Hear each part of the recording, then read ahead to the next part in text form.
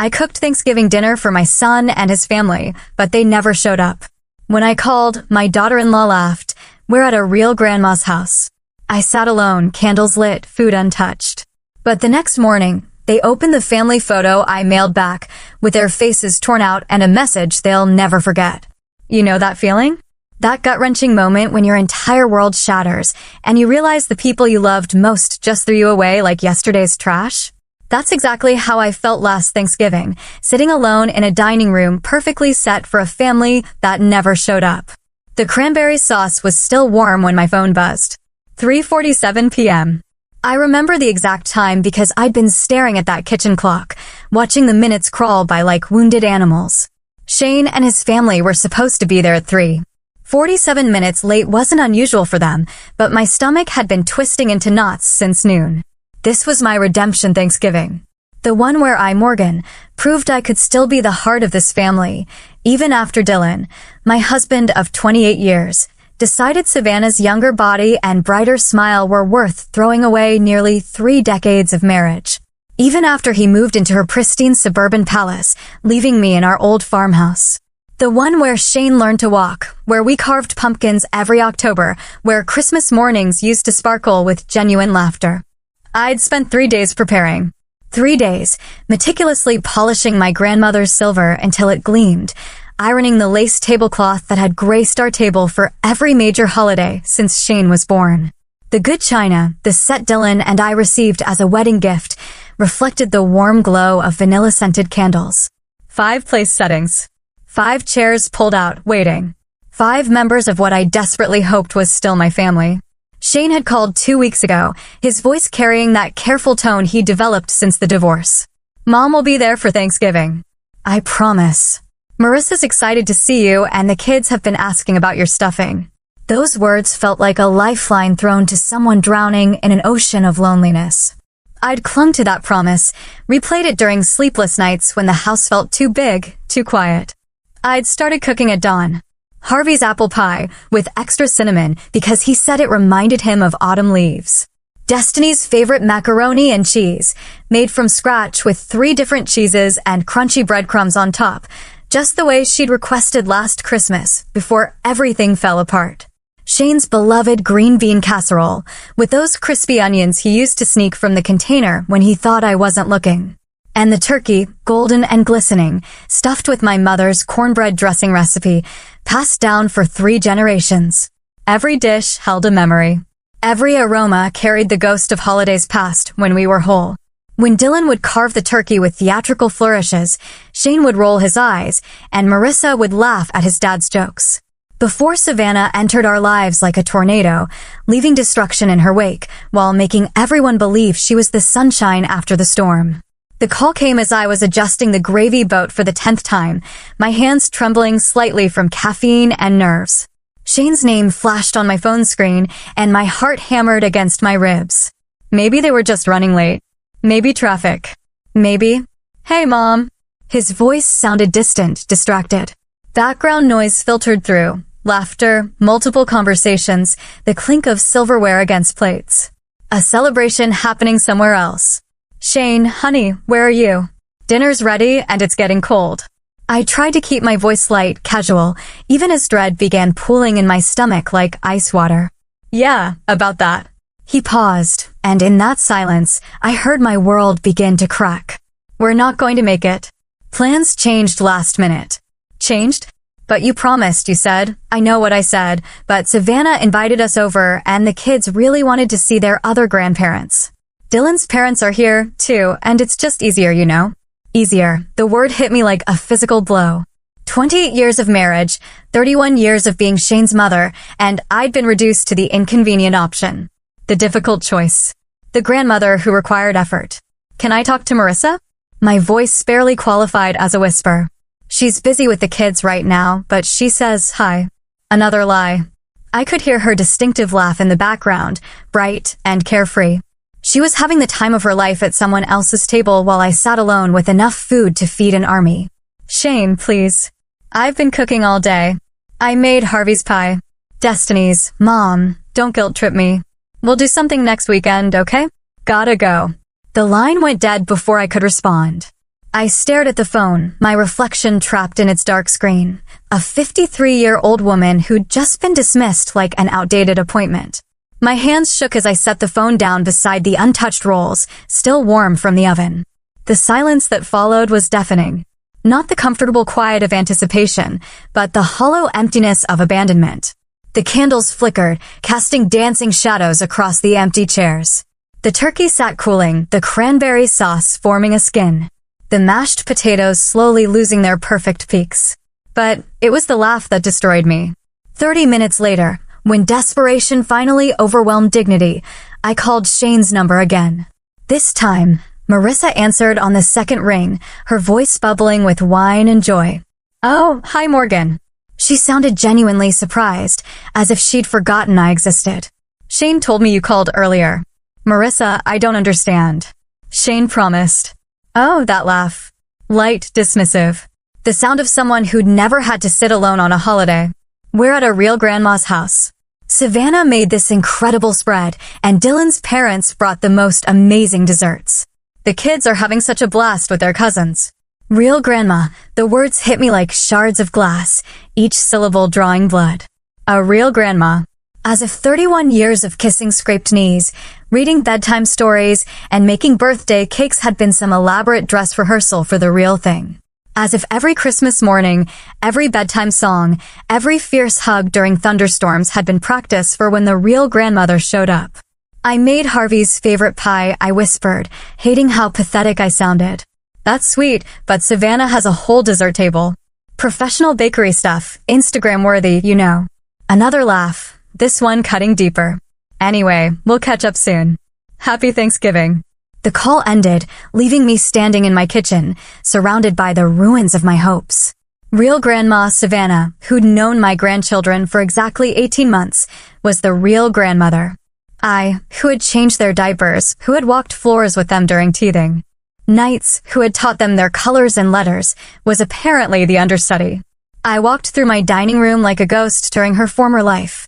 The gravy had formed a skin. The rolls were cold. The candles had burned down 2 inches while I'd waited for a family that was never coming. My reflection caught in the silver gravy boat, distorted, fractured, barely recognizable. 28 years of marriage. 31 years of motherhood. 60 years of life. And in one afternoon, one conversation, one carelessly cruel laugh, I'd been erased. Not just forgotten. Replaced. Upgraded. Traded in for a newer model who made Instagram-worthy desserts and had Dylan's parents' approval. I blew out the candles one by one, watching the smoke curl toward the ceiling like prayers no one would answer. The house fell into darkness except for the kitchen light, where enough food for 5 people waited for no one. The real grandma was probably taking pictures of her perfect table, surrounded by my former family, while I stood alone in the ruins of my Thanksgiving dreams. For the first time since Dylan left, I didn't cry. Instead, something harder and colder settled in my chest. Something that whispered, this wasn't over. This was just the beginning. That cold, hard feeling in my chest crystallized overnight into something sharp and purposeful. I woke before dawn, not from sadness, but from clarity. The house still smelled like turkey and disappointment, but something had shifted inside me while I slept. The woman who had waited by candles and cold gravy was gone. Someone else had taken her place. I walked through my living room in my bathrobe, my bare feet silent on the hardwood floors Dylan and I had refinished together 15 years ago.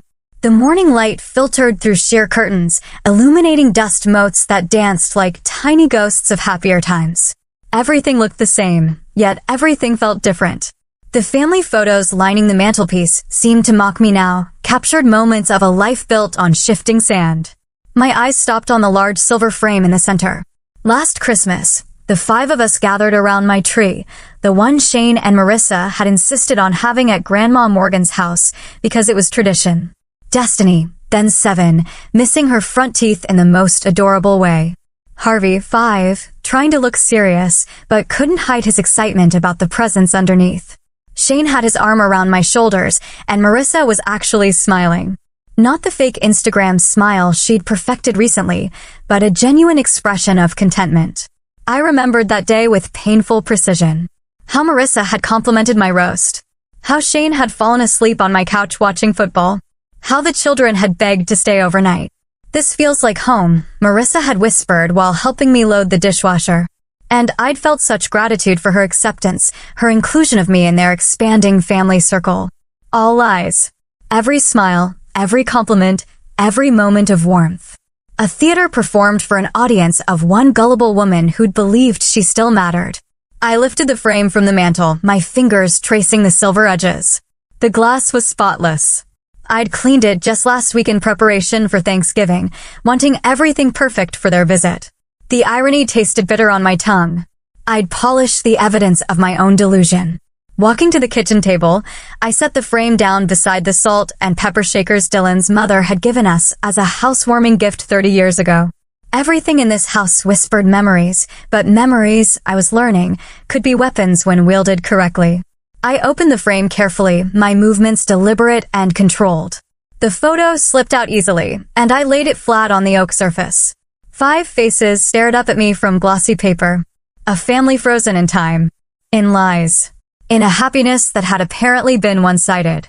The scissors were in the kitchen drawer, right where they'd always been, nestled between the can opener and the meat thermometer. Heavy steel with red plastic handles, the same ones I'd used to cut out paper snowflakes with the children just 11 months ago. Destiny had been fascinated by how the folded paper opened into intricate patterns. "It's like magic, Grandma Morgan," she'd said, her small hands clapping in delight. What a joke. The only magic here was how quickly love could transform into something else entirely. I positioned Shane's face between the scissor blades first, my son who'd promised to be there, who'd let me believe I still had a place in his world. The metal sliced through his smile with a soft whisper. His face separated from the rest of us cleanly, completely, leaving a Shane-shaped hole in our family portrait. Marissa came next. The woman who'd laughed about being at a real grandma's house, who'd spoken those words like they were nothing, like they wouldn't haunt my sleep and poison my waking hours. Her face was slightly blurred in the photo. She'd been turning toward Shane when I snapped the picture, caught in a moment of movement. How appropriate. Always in motion, always ready to move on to something better. The scissors made the same soft sound as they carved through her features. Snip. Gone. I held the 2 severed faces in my palm, studying them like an archaeologist examining artifacts from a dead civilization. Shane's eyes looked up at me with that familiar warmth that had fooled me for 31 years. Marissa's profile, caught in mid-laugh, seemed to echo her cruel words from yesterday's phone call. But the children remained. Destiny and Harvey, their innocent faces still attached to the photo, still connected to me. They hadn't chosen this betrayal. They were casualties, collateral damage in their parents' casual cruelty. My fingers traced their images gently, remembering bedtime stories and scraped knee kisses, birthday parties, and Christmas mornings. The envelope came from my desk drawer. Crisp white paper, the expensive kind I used for thank you notes and sympathy cards. How fitting. This would be both. I arranged the torn pieces inside carefully, face down against the bottom of the envelope. Shane and Marissa reduced to paper scraps, lying flat and lifeless like roadkill on a highway. The symbolism felt perfect. They turned their backs on me, so now they could lie face down in their own destruction. The red pen had been a gift from Harvey last Mother's Day, part of a little schoolcraft set he'd proudly presented for writing special messages. Grandma, he'd explained with that gap-toothed grin. He'd been right. This was definitely a special message. I flipped the mutilated photo over, and the blank white back stared at me like an empty canvas, waiting for truth. The pen felt substantial in my hand as I pressed it to the paper. Red ink flowed like blood from a fresh wound, forming words that had been burning in my chest since yesterday's phone call. A table set for love, but only ghosts showed up. The words looked stark against the white background, dramatic and final. But I wasn't finished. Yesterday had taught me that subtlety was wasted on people who could dismiss 30 years of devotion with a laugh. The real ones were never family. My handwriting was steadier than I'd expected. Each letter formed with deliberate precision. The red ink caught the morning light, streaming through my kitchen window, looking darker than I'd intended. Good. Dark matched my mood. This is how you erased yourselves from my life, and now from my legacy. I capped the pen and set it down beside the ruined photograph. The message was complete, perfect in its brutal honesty. No begging, no pleading, no desperate attempts to guilt them into loving me.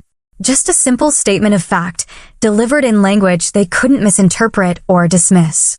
The envelope sealed with a soft hiss, trapping Shane and Marissa's faces inside like prisoners in a paper cell. I wrote their address in careful block letters. The address of the house they bought 3 years ago, the one they'd invited me to exactly twice, both times for major holidays when excluding me would have looked bad to Marissa's parents. The post office was only 10 minutes away, but I took my time getting dressed. This wasn't a moment to rush. I chose my navy dress, the one Shane had complimented at his last birthday dinner. I applied lipstick, not for them, but for me, for the woman I was becoming.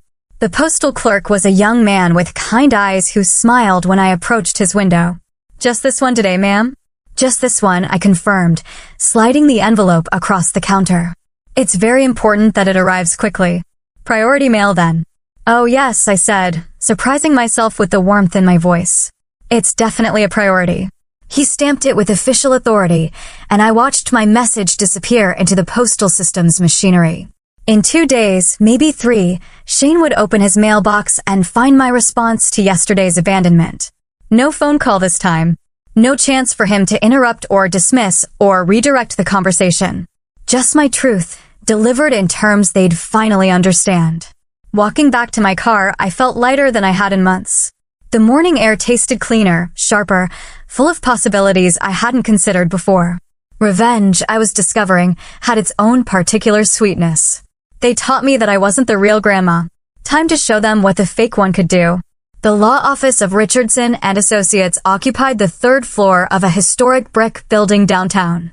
Its mahogany-paneled walls lined with legal volumes that seemed to whisper secrets about other people's family dramas. I'd driven past this building countless times, never imagining I'd one day sit in their leather chairs, planning the systematic dismantling of my own family's expectations. Margaret Richardson was younger than I'd expected, perhaps 45, with silver threading through her auburn hair and eyes that suggested she'd witnessed enough human cruelty to develop a professional immunity to shock. Her handshake was firm, her smile cautious, but genuine. "Mrs. Patterson, thank you for coming in. Your phone call yesterday was intriguing." She gestured to the chair across from her imposing desk. Estate planning can be emotional, particularly when family relationships are strained. Strained, such a delicate word for betrayal. "My relationship with my son has become complicated since my divorce," I said, settling into the burgundy leather. "I need to ensure my assets reflect my current reality, not past assumptions." Margaret opened a fresh legal pad, her pen poised. "Tell me about your current will." The document I drafted 5 years ago felt like ancient history now. Shane was the primary beneficiary, inheriting the house, my retirement accounts. Everything except specific jewelry pieces designated for the grandchildren. It had seemed so natural then. The logical progression of generations, mother to son, the family home staying in family hands. Everything goes to my son Shane with provisions for my grandchildren. The words tasted stale in my mouth. I want to change that completely. Margaret's pen didn't move. Completely. Shane and his wife have made it clear that I'm no longer considered essential family. Yesterday, they abandoned me on Thanksgiving to spend it with my ex-husband's new wife, calling her the real grandma. The professional setting made the words feel less raw, more factual. If I'm not real family, then I shouldn't leave them real inheritance. For the first time, Margaret's composed expression flickered with something that might have been surprise. That's unfortunate, but estate planning based on emotional reactions can sometimes. This isn't emotional, I interrupted, my voice steadier than I felt. This is practical. They've demonstrated their priorities. I'm simply aligning my estate with their demonstrated values. Margaret set down her pen and leaned back. Tell me exactly what you want to do. The plan had crystallized during my sleepless weekend, forming with the same methodical precision I'd once used to organize school fundraisers and holiday celebrations. Remove Shane and Marissa entirely. Create a trust for my grandchildren, Destiny and Harvey, but with conditions they must meet to inherit. What kind of conditions? Annual visits. Meaningful ones, not obligatory holiday appearances. They need to visit me at least once per year, every year until they turn 21. Real visits. Spending time, having conversations, maintaining an actual relationship with me. Margaret made notes, her expression thoughtful. And if they don't meet these conditions, the trust dissolves. The money goes to charity. I'd researched this part extensively online, cross-referencing legal sites until my eyes burned. They inherit nothing. That's legally possible, though unusual. What about your other assets? This was where my weekend research had led me down unexpected paths, discovering philanthropic organizations I'd never known existed. My house goes to the women's shelter downtown.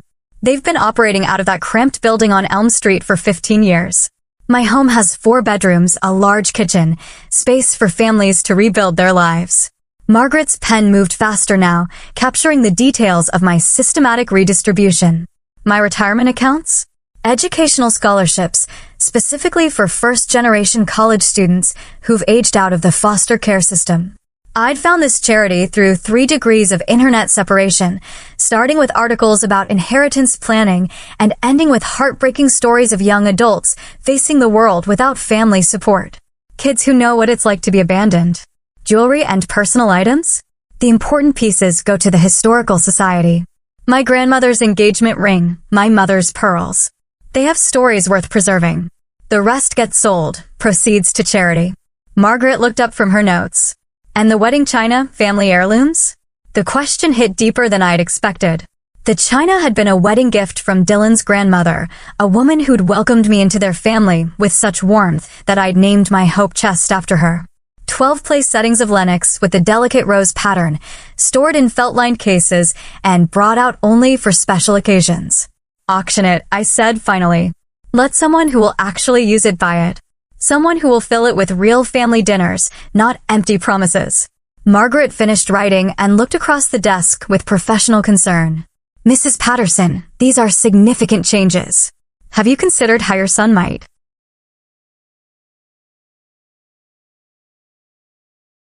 react?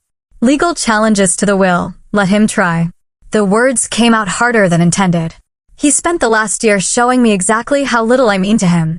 Now he gets to live with the consequences of those choices. What about your ex-husband? Any claims there? Dylan forfeited any claim to my inheritance when he forfeited our marriage. I straightened in the chair, feeling my spine align with my resolve. He chose Savannah and her ready-made grandmother role. Let her support him in his old age. Margaret nodded slowly. I'll need to draft this carefully. The conditions for your grandchildren's trust need precise legal language to be enforceable. When would you like this completed? As soon as possible. I opened my purse and pulled out my checkbook.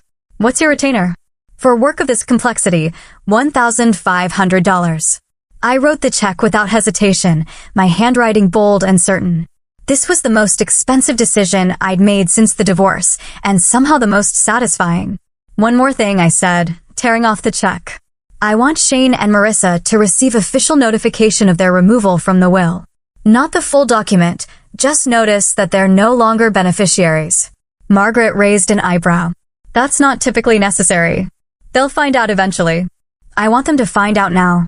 While the Thanksgiving betrayal is still fresh. While they still think my love comes without consequences. I handed her the check. Can you send it this week? Certified mail, return receipt requested. Perfect. Margaret clipped the check to her legal pad. I'll have preliminary documents ready for your review by Friday. The full will should be complete within 2 weeks. I stood, extending my hand. Thank you, Margaret. For the first time in months, I feel like I have some control over my future. Her handshake was warmer this time. Mrs. Patterson, I see a lot of family conflicts in my practice. Most people struggle with cutting off children, even when they've been hurt. I'm not cutting them off, I corrected. I'm simply requiring them to earn what they previously took for granted. The grandchildren have until they're adults to decide if I'm worth an annual visit. Shane and Marissa have already made their choice. Walking out of the law office, I felt the November air differently, sharper, cleaner, full of possibility rather than regret. The legal documents would arrive at Shane's house within days, probably before he'd even thought to call and apologize for Thanksgiving. He'd open his mailbox expecting bills and advertisements, and instead find official notification that his inheritance had evaporated like morning fog. $1,500 to rewrite my legacy. $1,500 to transform from discarded grandmother to architect of consequences. It seemed like the bargain of a lifetime. The high from my lawyer visit carried me through the rest of the week. But it was Thursday morning's social media scroll that transformed satisfaction into surgical precision. There, glowing on my phone screen, was Savannah's latest Instagram post. A perfectly curated table cape featuring my mother's crystal stemware and my grandmother's silver serving pieces. The ones Dylan had claimed during our asset division, arguing they'd been gifts to the family rather than specifically to me. The caption read, "Thanksgiving leftovers taste better when served on heirloom china. So grateful for these beautiful family pieces that make every meal special. Hashtag blessed grandma, hashtag family traditions, hashtag heirloom love." Family pieces. My throat constricted as I zoomed in on the photo. There was my mother's gravy boat, the one with the tiny chip on the handle from when 5-year-old Shane had knocked it over during Christmas dinner 26 years ago. The silver cake server my grandmother had carried in her hope chest from Ireland in 1943. The crystal wine glasses Dylan and I had received as a wedding gift from his Aunt Martha, who'd saved for months to buy them because she wanted us to start married life with something beautiful.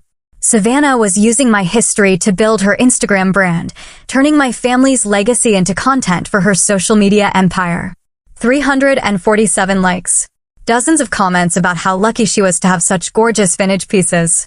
She was literally wearing my life like a costume, as I'd suspected. But seeing the evidence displayed so casually online felt like watching someone dance on my grave. But two could play the documentation game. I spent Thursday afternoon in my spare bedroom, the one Dylan used to call my museum room, because I kept the most precious family artifacts there. Glass display cases lined one wall, filled with items too delicate for daily use, but too meaningful to store away completely. My grandmother's jet mourning brooch from 1952. My great-aunt's seed pearl necklace. The garnet ring my mother wore on her wedding day, passed down from her mother and her mother before that. These pieces had survived the divorce because Dylan couldn't see their value. They weren't obviously expensive like the crystal or silver, just old costume jewelry and sentimental trinkets, as he dismissively called them during our property settlement. He'd wanted the flashy stuff, the items that screamed wealth and status. I'd wanted the pieces that whispered stories. Now those whispered stories would become my weapons. I started with the mourning brooch, lifting it from its velvet-lined case with reverence. Black jet stones arranged in an intricate floral pattern, surrounded by seed pearls that had yellowed slightly with age. My grandmother had worn it to every funeral for 30 years, including my grandfather's in 1954. She'd given it to me when I turned 16, along with the story of how her own grandmother had worn it to mourn 3 children lost to influenza in 1918. "This brooch has held more grief than any piece of jewelry should," she told me. But it's also held more love. When someone you care about dies, you wear this and remember that grief is just love with nowhere to go. Love with nowhere to go. How appropriate. The County Historical Museum occupied a restored Victorian mansion on Maple Street. Its burgundy exterior and wraparound porch made it look more like a wealthy family's home than a repository for local artifacts. I'd visited here countless times over the years. Field trips with Shane's elementary school classes, afternoon strolls with the grandchildren, quiet solo visits when I needed to remember that the past had weight and substance. Director Patricia Hartwell greeted me in the museum's main hall, her smile genuine but curious. We'd served together on the library board for 6 years, bonded over shared frustrations with budget cuts and community apathy toward preserving local history. Morgan, what a lovely surprise. Are you here for the new textile exhibit? Actually, Patricia, I'm here about a donation. I opened my purse and withdrew the small jewelry box containing the mourning brooch. I'd like to contribute to your permanent collection. Patricia's eyes widened as she lifted the brooch from its cushioned interior. Morgan, this is exquisite. The craftsmanship is incredible. Probably 1940s or early 1950s. 1952 to be exact. It belonged to my grandmother, Catherine O'Brien Patterson. She immigrated from County Cork in 1943, carrying this in her hope chest along with her wedding dress and 3 silver spoons. I'd rehearsed this part, wanting the story to be perfect. She wore it to mourn her husband, her siblings, her friends, anyone who mattered enough to grieve properly. The provenance is wonderful. We have very few pieces from Irish immigrants of that era. Patricia turned the brooch over, examining the simple pin mechanism. Are you certain you want to donate this? It must have tremendous sentimental value. That's exactly why I want it here. I pulled out the handwritten note I'd prepared. My carefully crafted legacy statement. I want it displayed with this placard. I want people to learn about Catherine O'Brien Patterson, about the women who came before us and the grief they carried with grace.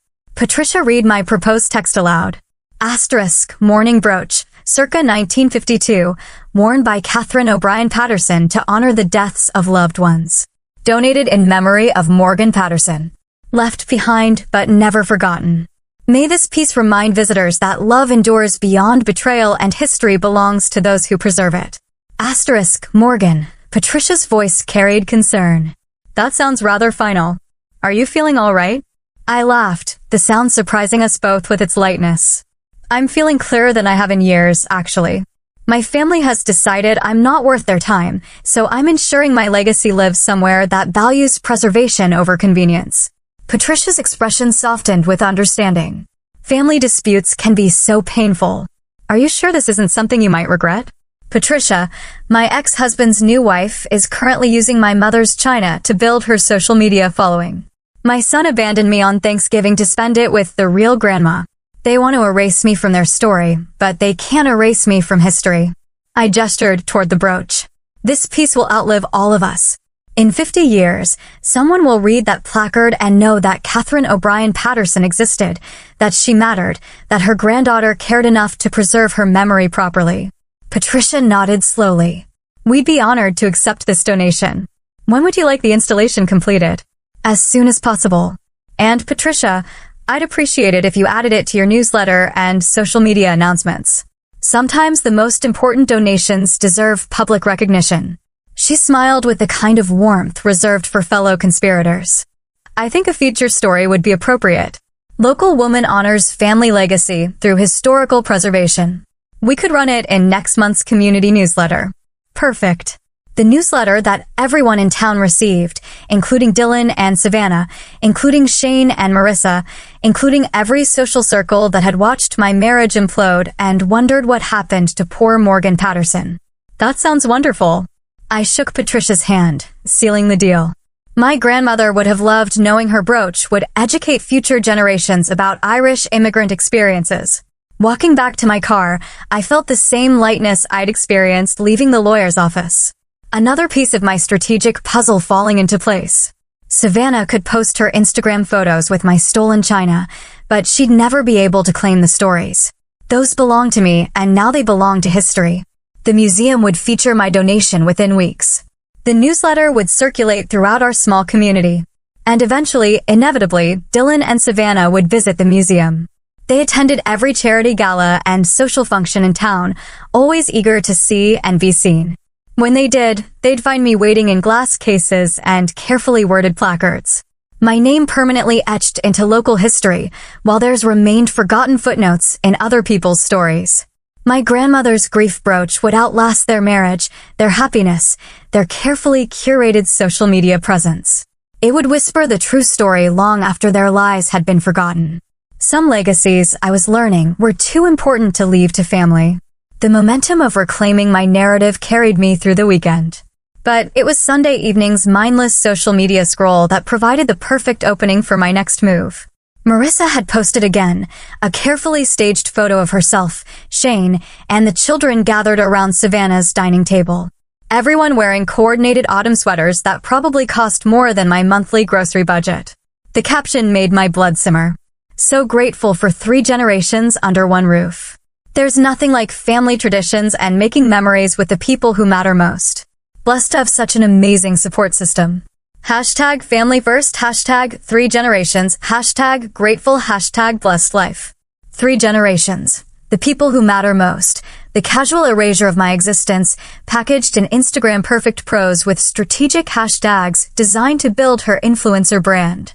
Marissa had accumulated nearly 4,000 followers by marketing herself as the ideal wife, mother, and family coordinator. Local businesses paid her to feature their products. The PTA had made her their social media coordinator. She'd built an entire secondary income around projecting family perfection. But perfection, I'd learned, was fragile. It only took one crack to shatter the entire illusion. I walked back to my dining room, where the remnants of Thanksgiving still lingered. I'd left everything exactly as it was that night.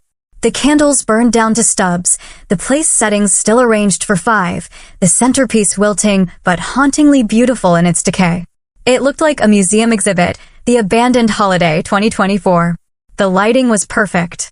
Late afternoon sun slanted through my lace curtains, casting golden shadows across the empty chairs and untouched plates. The scene told its story without words.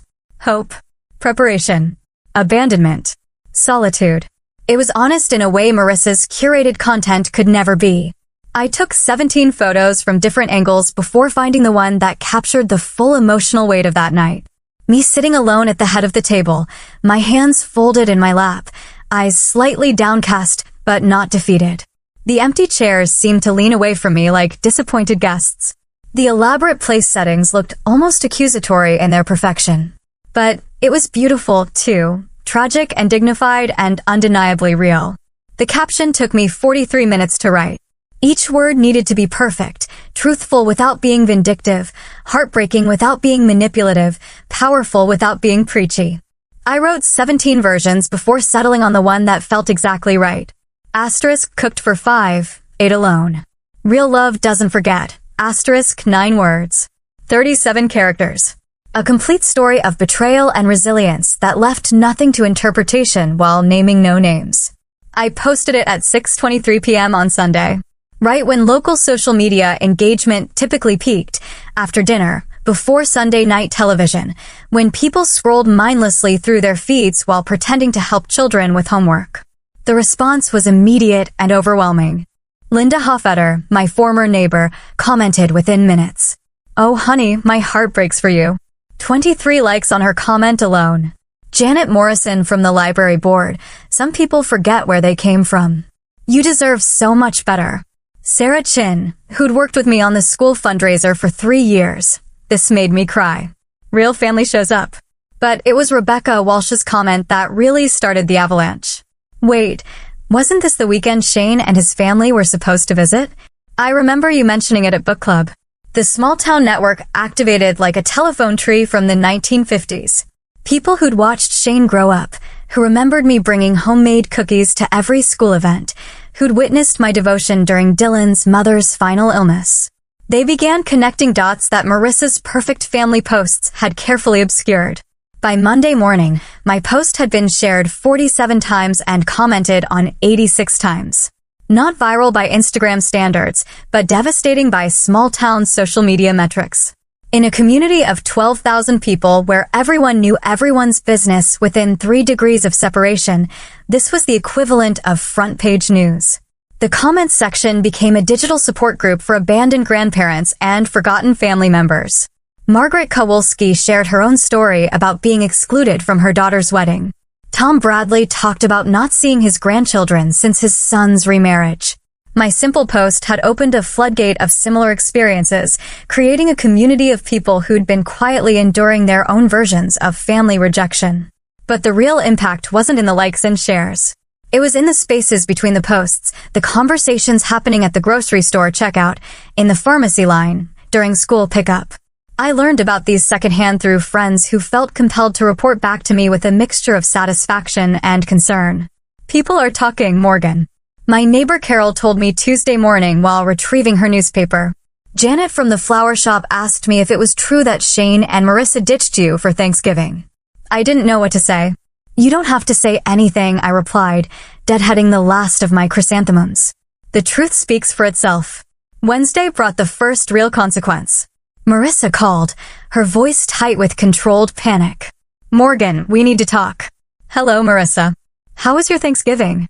The pause stretched long enough for me to count 3 heartbeats. That post of yours is causing problems. What post? Don't play games.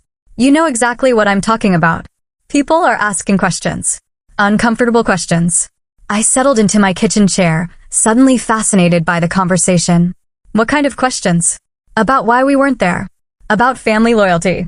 Rebecca Walsh cornered me at Target yesterday, asking if everything was okay between us.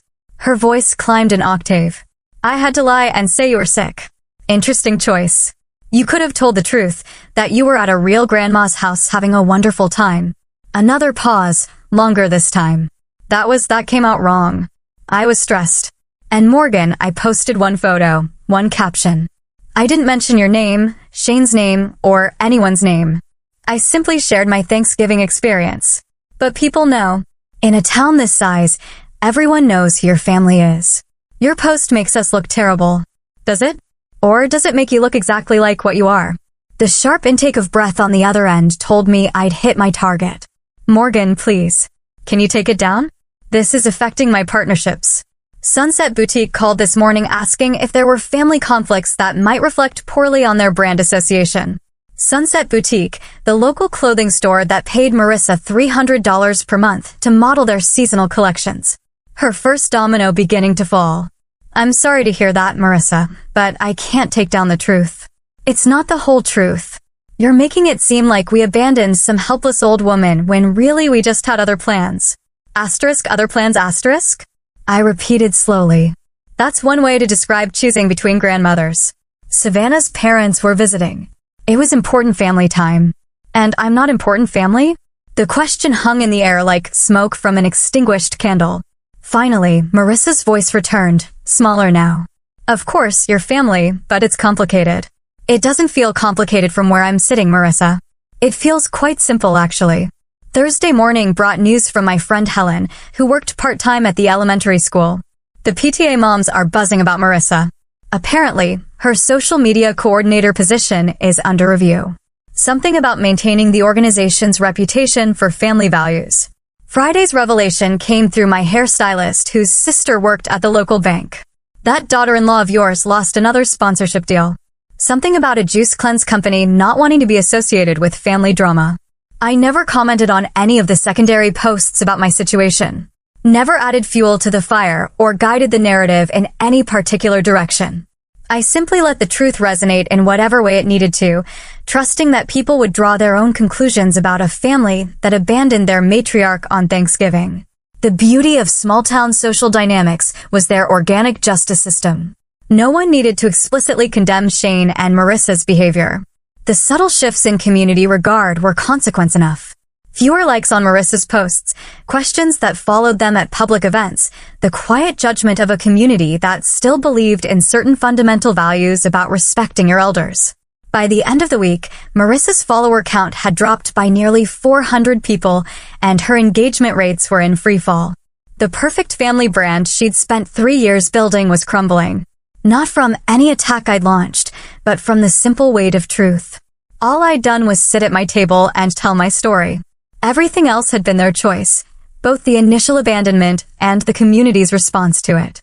Sometimes I realized the most powerful revenge was simply refusing to hide other people's shame. The months following my social media truth-telling settled into a rhythm I hadn't experienced in years, quiet, purposeful, and entirely my own. Spring brought the museum's newsletter, featuring my grandmother's brooch, complete with a full-page spread about preserving immigrant legacy through thoughtful donation. Summer delivered Margaret Richardson's meticulously crafted legal documents, officially sealing Shane and Marissa's removal from my estate.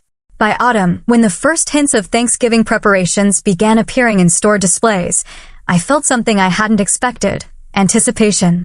Not the desperate hope of previous years, but a calm certainty about exactly how I wanted to spend the holiday. This year, I shopped for one. The experience was surprisingly liberating. No mental calculations about Shane's preference for dark meat or Marissa's gluten sensitivities. No anxiety about whether Harvey would eat the green bean casserole or if Destiny might suddenly develop a new food aversion. Just me, wandering the grocery aisles at my own pace, selecting exactly what appealed to me. A small heritage turkey from the local farm. Fresh cranberries for sauce that would be neither too tart nor too sweet, but exactly how I liked it. Butternut squash soup, something I'd never made when cooking for the family because Dylan claimed it was too fancy and Shane insisted it looked weird. Sweet potato souffle with real maple syrup instead of the marshmallow-topped version the grandchildren demanded. For the first time in decades, my Thanksgiving menu reflected my tastes, my preferences, my vision of what a perfect meal should be. The preparation felt like meditation. No rushing to accommodate arrival times or dietary restrictions. No stress about timing multiple dishes to finish simultaneously. I started cooking Tuesday morning, moving through each recipe with the unhurried pleasure of someone creating art rather than meeting obligations. Wednesday evening, I set my table, one place setting, but not in a way that suggested loneliness or abandonment. I positioned my chair at the head of the table, facing the windows that looked out over my back garden. The good china, what remained after Dylan's divorce pillaging, gleamed in the late afternoon light. Fresh flowers from my own garden created a centerpiece that didn't need to accommodate conversation or serving dishes. One wine glass, catching the last rays of November sunshine. It was beautiful, elegant, intentional. Thursday morning arrived crisp and bright, the kind of November day that made bare tree branches look like architectural drawings against a pewter sky. I woke without an alarm, without anxiety, without checking my phone for last-minute cancellations or schedule changes.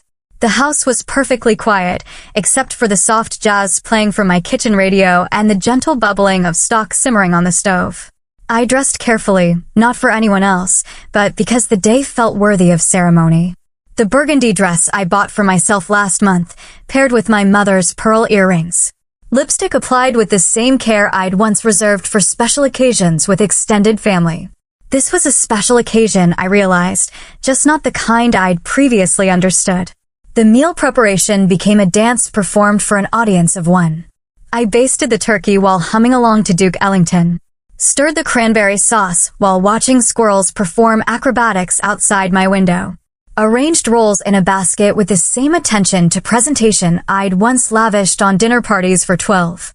At exactly 2 o'clock, the time I'd always served Thanksgiving dinner, I lit a single candle in the center of my table. Not the elaborate candelabra of previous years, but one perfect taper in my grandmother's silver holder. The flame cast dancing shadows across my solitary place setting, transforming what could have looked like sadness into something that felt more like sanctuary. I poured wine, a bottle of Powley Fleece I'd been saving for someday, and raised my glass to the empty chairs that no longer felt accusatory. To Catherine O'Brien Patterson, I said aloud, who taught me that dignity survives everything. And to Morgan Patterson, who finally learned to choose herself. The toast felt silly for exactly 3 seconds, until I realized that speaking my truth out loud, even to an audience of furniture and flickering candlelight, was the most honest thing I'd done in years. The food was perfect. Not because it was flawless, but because every bite reflected my choices, my preferences, my idea of what comfort should taste like. The turkey was herb-crusted rather than traditional. The stuffing contained wild rice instead of white bread.